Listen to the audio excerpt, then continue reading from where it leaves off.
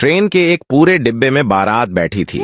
एक आदमी को जब कहीं जगह न मिली तो वह भी उसी डिब्बे में आकर बैठ गया। ट्रेन चल पड़ी। कुछ देर बाद बारातियों ने एक डिब्बा खोला और उसमें से मीठे चावल निकाले और सारी बारात में बांट दिए, लेकिन उस आदमी को नहीं दिए। वह चुपचाप बैठा रहा कि कोई बात नहीं, शायद उन्होंने मुझे देखा नहीं।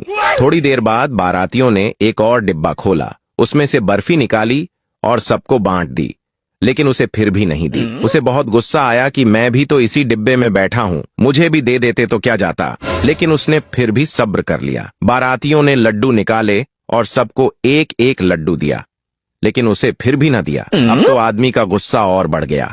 वह खड़ा हुआ और जोर से बोला, अल्लाह करे इस डिब्बे पर बिजली गिरे और तुम सब मर जाओ।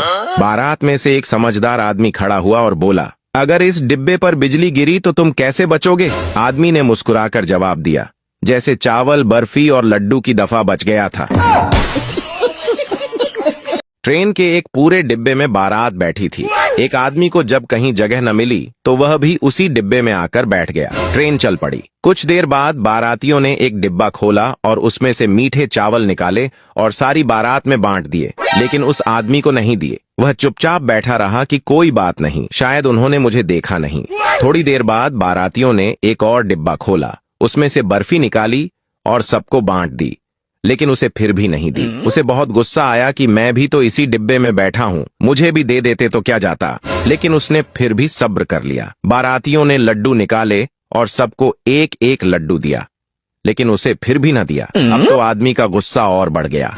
वह खड़ा हुआ और जोर से बोला, अल्लाह करे इस डिब्बे पर बिजली गिरे और तुम सब मर जाओ।